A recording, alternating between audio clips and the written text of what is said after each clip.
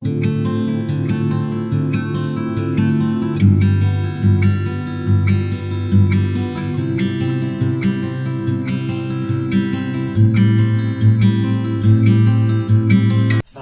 warahmatullahi wabarakatuh.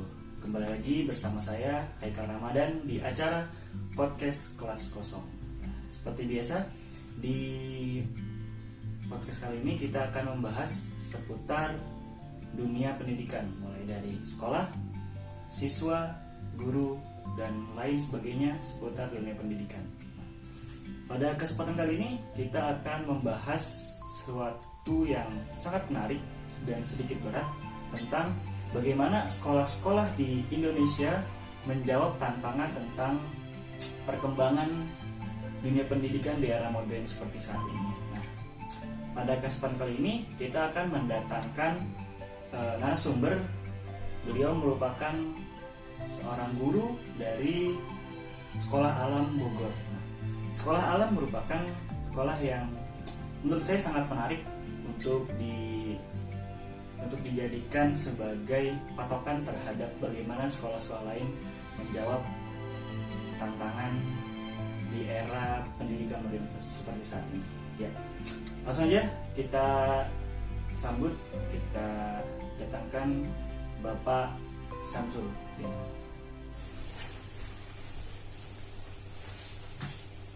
Halo Pak, apa kabar Bapak Samsul? Alhamdulillah sehat, baik. Gimana? Baik, alhamdulillah. Nah, sekarang lagi sibuk apa nih di sekolah alam? Sekarang kan baru selesai liburan ya. Jadi belum ada pembelajaran, masih paling beres-beres tempat kerja, kantor dan sebagainya. Selain di sekolah lain tuh, selain ngajar, Bapak Samsul berkegiatan, adakah kegiatan di luar sana mengajar di sekolah alam? Ya, ada selain mengajar itu, kita kan sekolah alam itu visi besarnya itu dari sekolah ke komunitas ke peradaban. Jadi visi besarnya peradaban ya. Jadi muncul sosok-sosok anak yang nantinya besarnya itu jadi tokoh gitu di masyarakat. Nah itu, jadi kita itu berkomunitas, sekolah banyak komunitas. Salah satu yang saya ikuti itu komunitas baca buku. Jadi dengan jargon one week one book. Jadi satu minggu satu buku, kemudian diulas sama-sama, didiskusikan. Itu kegiatannya seminggu sekali. Kalau saya selain mengajar sih gitu.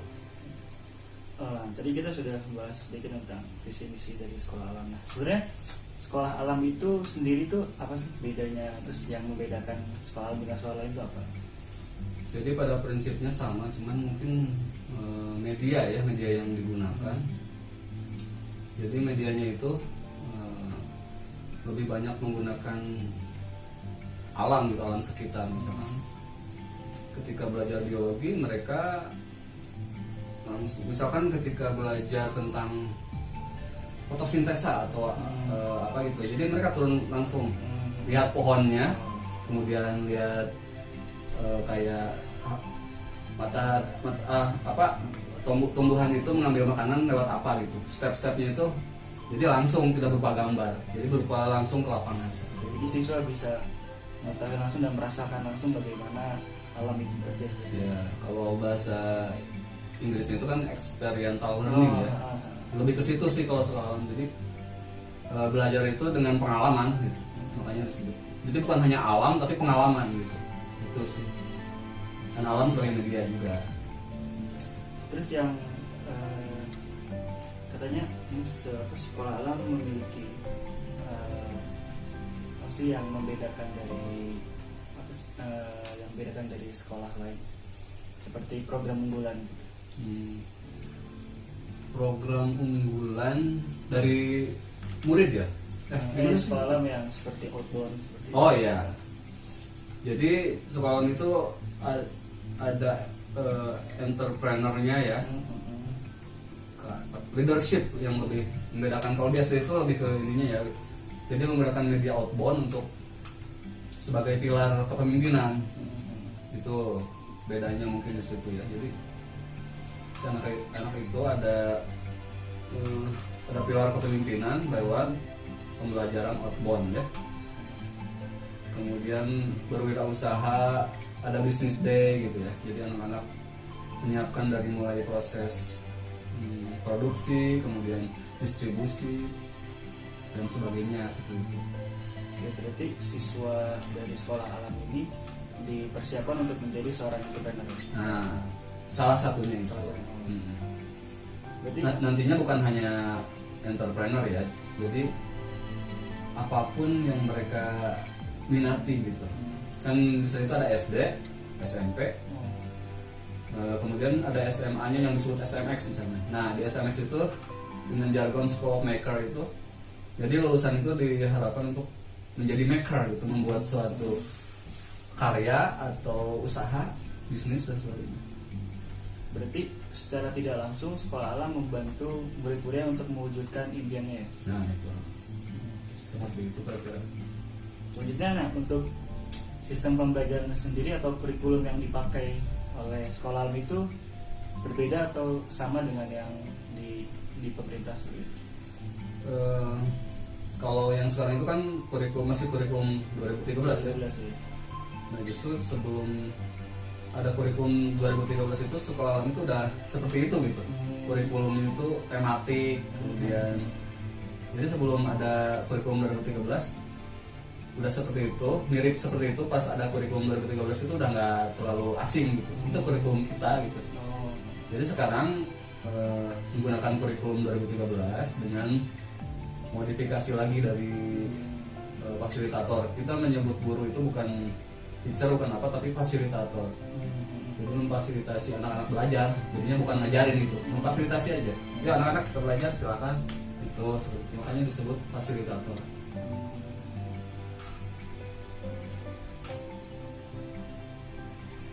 Oke. Mungkin harapan Bapak Samsul terhadap sekolah alam ini kedepannya Bapak seperti apa? Harapannya mungkin sekolah alam apa ya, menjadi sekolah yang percontohan gitu ya, karena saya lihat jadi kan visinya itu besar ya, sekolah alam itu memunculkan, kalau secara agama itu khalifah lah gitu, khalifah fil ard. Makanya visi besarnya itu kan peradaban. Jadi muncul sosok-sosok yang bisa mengubah minimal lingkungannya, kotanya, negaranya, dan lebih besar mungkin dunia gitu ya. Seperti itu. Jadi percontohan lah seperti itu.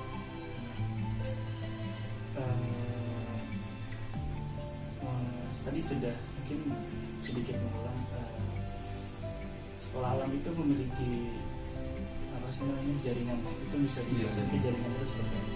Jadi yang inisiasi itu sekolah alam Bogor ya, sekolah tempat saya memfasilitasi belajar. Jadi mungkin dari 2013 itu. Jadi sekolah kita itu sekolah alam Bogor menginisiasi jaringan sekolah alam Nusantara.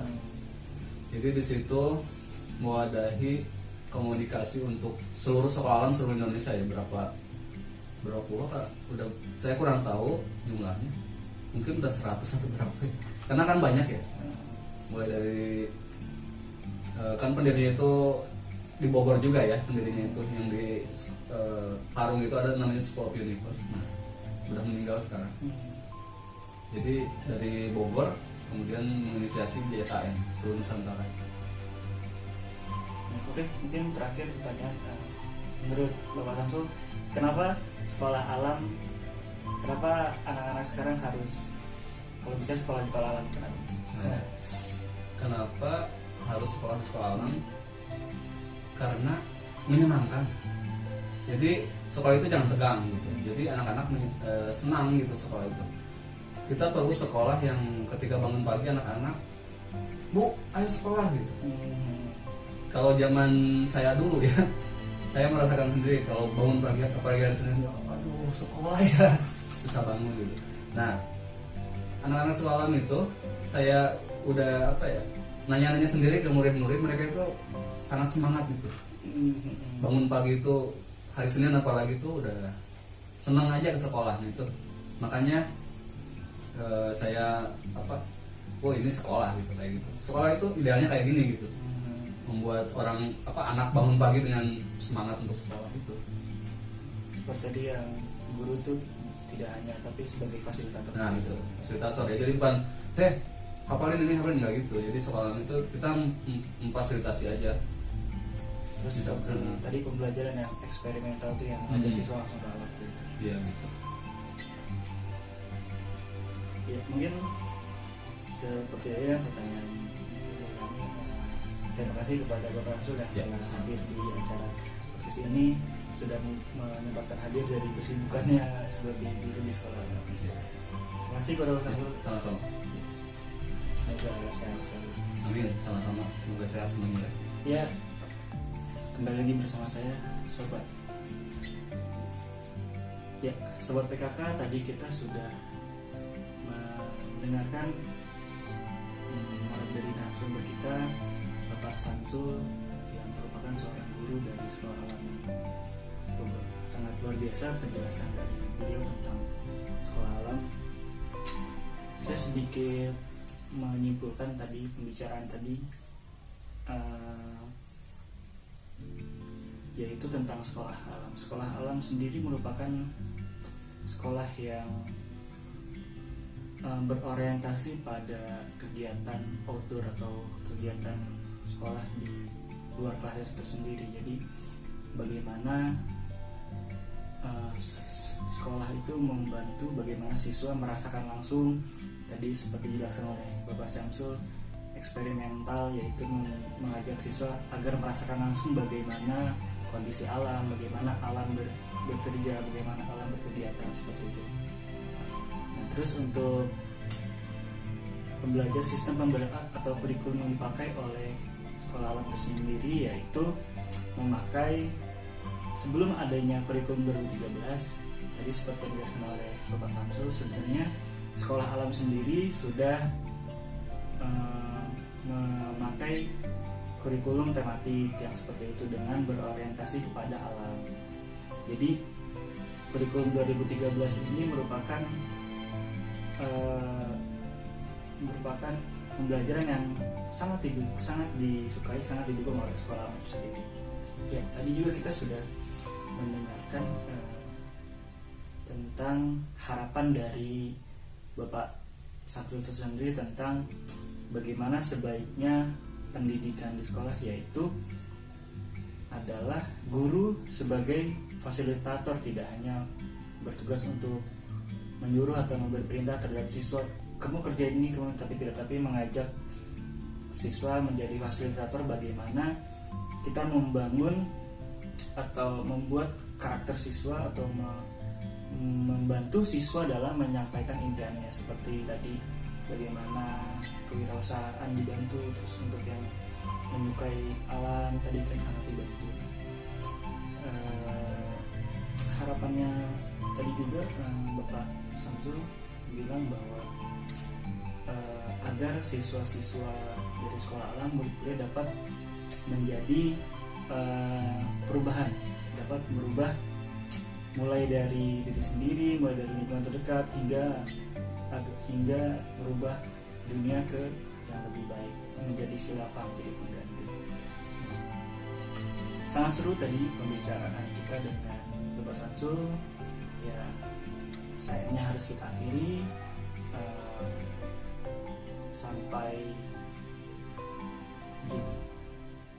Sampai jumpa di podcast selanjutnya, tentunya dengan pembicara yang sangat menarik atau hal-hal yang sangat menarik lainnya. Saya Haikal Ramadan, podcast kelas kosong, pamit undur diri. Wassalamualaikum warahmatullahi wabarakatuh.